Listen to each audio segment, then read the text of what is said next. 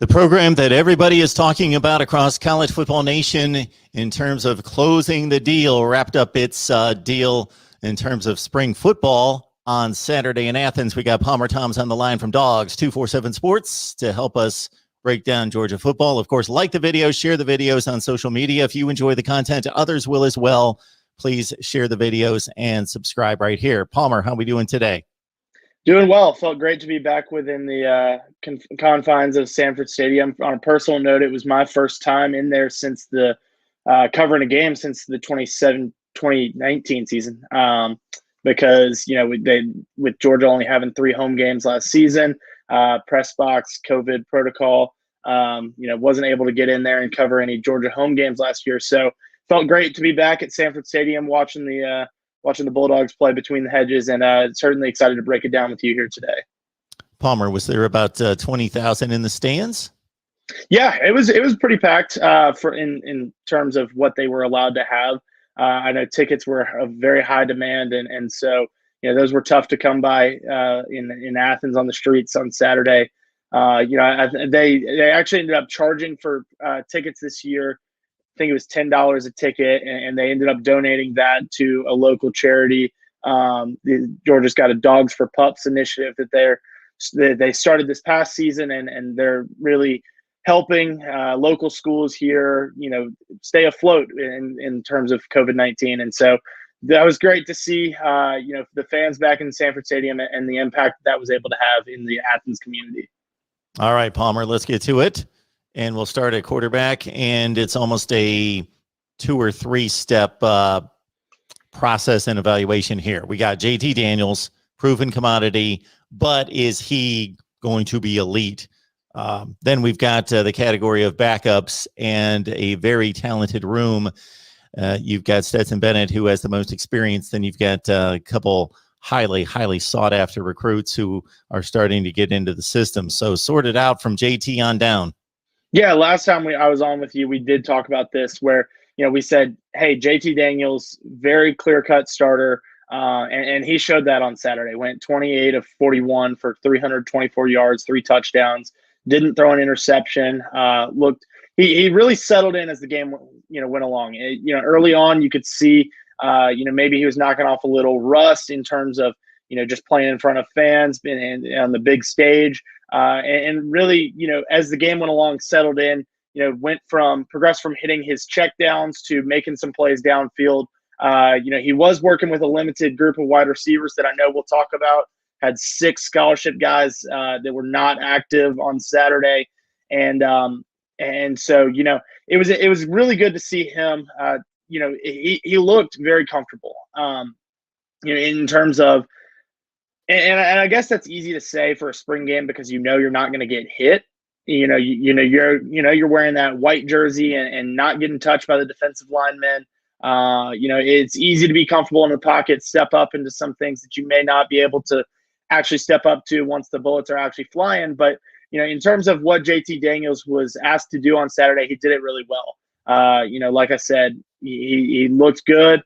And, I think Georgia is very confident in what they have in terms of QB1.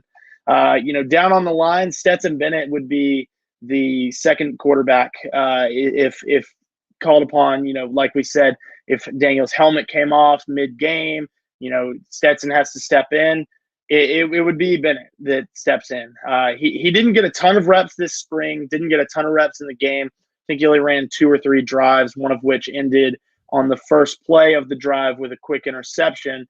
But he went 3 of 4. That was the interception was his only incompletion for 58 yards, was helped big time by a couple of big receptions.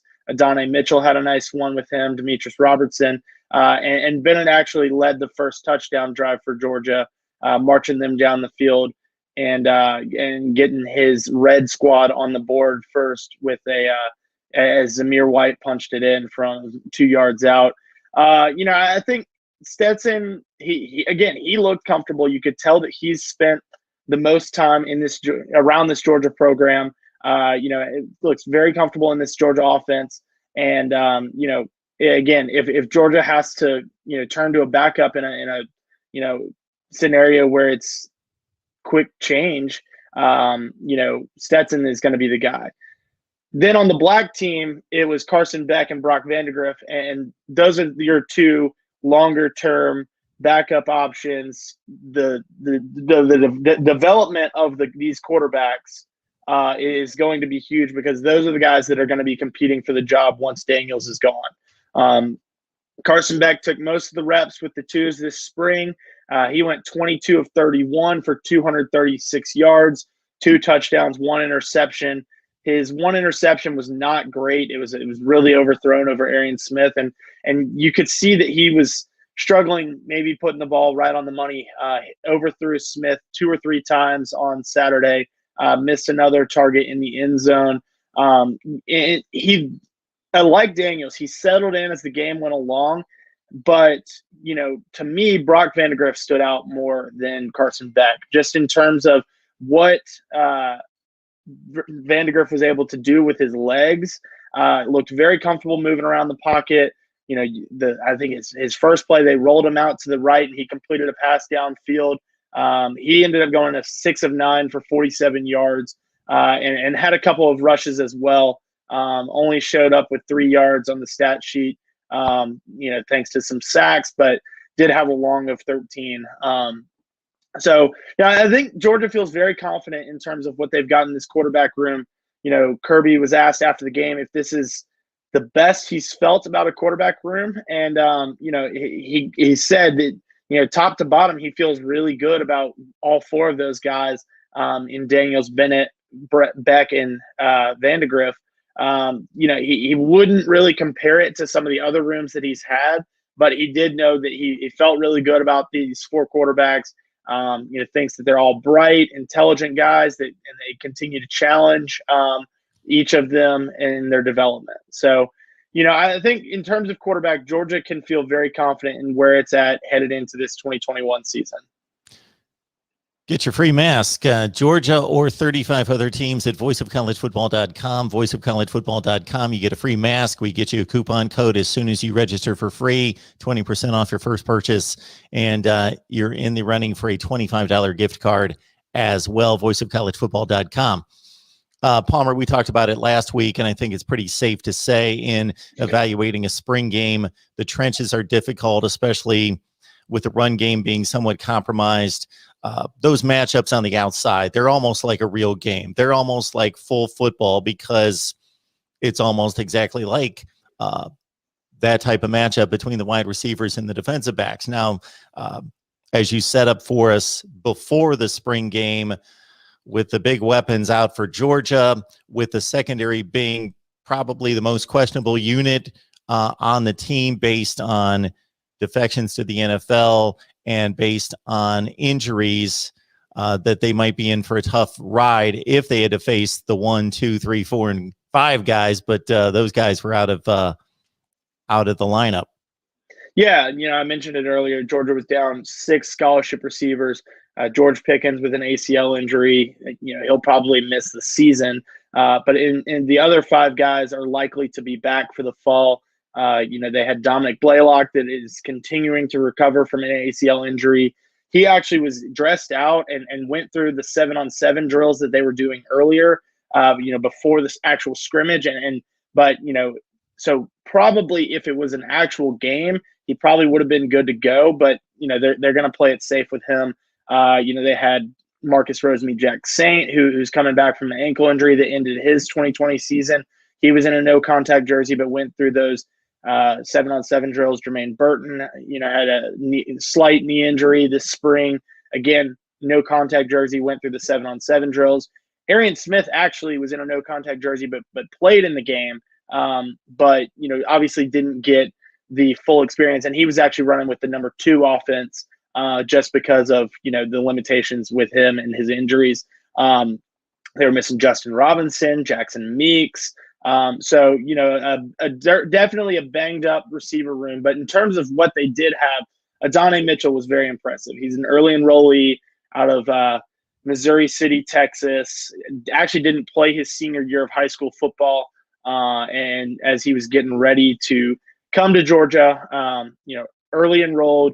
He was actually here for bowl practices as Georgia was preparing for the Peach Bowl. But Kirby Smart told us after the game that he got sick and so was on campus but didn't get to practice. Was here for probably a little over a week but didn't actually get to practice. So that was unfortunate for him. But he absolutely made the most of his opportunities this spring. Stepped up in a big time role, led the team in targets with 13 targets, brought in 7 of those for 105 yards. Both of those were team highs in the game, and had a nice touchdown connection with JT Daniels to end the first half. Those two were certainly on the same page, and I think that's really encouraging for Georgia fans because, Daniels clearly was very comfortable with George Pickens. You saw that in those last 4 games of the season. Pickens had his 2 biggest games of the season against Missouri and Cincinnati, and Daniels, was right there with him. Those two were on the same page all, down that final stretch. Without Pickens, there's a lot of questions about who's going to be replacing that, who's going to be the guy that JT Daniels is most comfortable with, and Adonai Mitchell looked, incredibly comfortable with him. He was running a lot of the same routes that Pickens was running, playing that X position. He was in, with some one-on-one matchups. JT said that Adonai is a really twitchy guy, that they feel great about him when you can get him in a one-on-one matchup similar to George Pickens, you feel confident and the ball is going to go that way a lot of the time. You saw Mitchell getting thrown the back shoulder ball that Georgia loves to throw. And he, again, like a lot of these players, he got more and more comfortable as the game went along and made some plays the more that he and JT Daniels got connected. Kirby Smart said after the game that Mitchell's a guy, he was a 3-star recruit out of high school. Not the most highly regarded guy in terms of recruiting rankings. I believe he was the number 64 wide receiver per the 247 Sports composite. Was in the 300s in terms of overall players, 3-star recruit.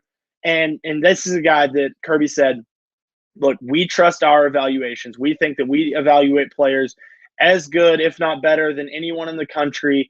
And this was a guy that, regardless of what everyone else said, we wanted him. He was a take for us. And so, they pushed hard for him. He was committed to Ole Miss and ended up silently decommitting from the Rebels, Lane Kiffin and the Rebels, in May before he committed to Georgia in July.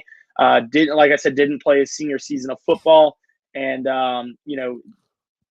came in, really made the most of his opportunities and had, really strong spring practice. Smart said that the last 3 practices for Mitchell were the 3 best for him. As Georgia, had these receivers get banged up, more and more opportunities opened up, and he certainly took advantage of those. Got Palmer Thomas on the line from Dogs 247 Sports, breaking down Georgia's spring game. Head on over to 247 Sports, Dogs 247, and check out Palmer and the rest of the staff there. All right, when you shop Amazon, use that link in the description section below. Help us build the channel. Same shopping experience for you. In the trenches, depending on how you play, meaning the coach's approach, I haven't had a chance to check out Georgia's spring game yet. Have a number of other teams, including Alabama, over the weekend, and they played a pretty respectable type tackling game, went at it pretty well. You can tell more along the offensive and defensive front. Obviously, with the quarterback out of play, it's a tap football game for him. The sacks are a bit overrated at that standpoint, but it sounds like the defensive front took charge. Yeah, it was really impressive to watch Georgia's first defensive line versus Georgia's first offensive line. The offensive line is maybe a question coming into this season, in terms of not necessarily the talent that they have. They're going to be incredibly talented, but, where that talent is going to end up playing and which combination that they're going to end up rolling with. Jamari Salyer is a guy who is definitely going to be in the rotation, definitely going to be in the starting 5, in my opinion. But, he didn't play a ton this spring. He's been battling some minor injuries. So he was in and out of the rotation on Saturday.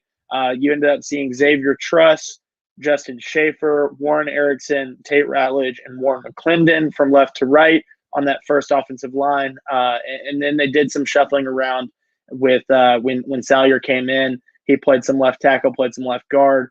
You know, the offensive line, especially the interior offensive line, looked like it was struggling. But, you know, I think that is a combination of the inexperience of those guys playing together. They're going to continue to get better and better and better as they get more reps together.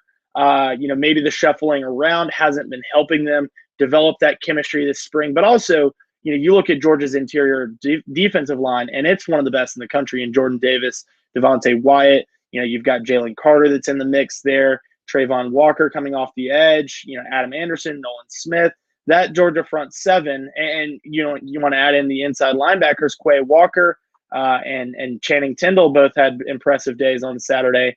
Walker led the team in tackles with 8 stops, 1 tackle for loss. You know, Devontae Wyatt had 2 sacks. You know, he looked very impressive to me. You know, looks like a guy that is going to be a force to be reckoned with this fall. Jordan Davis didn't have the best of days, but, you know, a lot of times Davis doesn't show up on the stat sheet all that much because, you know, he's a big guy that's requiring 2 blockers, and he's opening things up for the linebackers, you know, opening things up for Devontae Wyatt, Trayvon Walker, Jalen Carter. Those guys all did have bigger days, whereas Davis only had 1 tackle. And so, you know, I think there's no question about Jordan Davis where he's going to fit into this defensive line. And like I said, Walker, Carter, Wyatt, all 3 of those guys are going to be forces to be reckoned with. I think in terms of the offensive line, you've got to see some improvement between now and the opening game. I would say Georgia's defensive line is probably the first or second best defensive line in the country, and definitely the toughest, you know, first or second tough matchup that this offensive line is going to get. But the other one of those is going to be Clemson in the opening week. And so, you know, you've got to, you know, develop as fall camp goes along. You know, you've got to see these guys get better, develop more chemistry. And certainly I would imagine that as Georgia approaches that first game, they're going to do less shuffling around on the offensive line and more development of chemistry with the starting 5.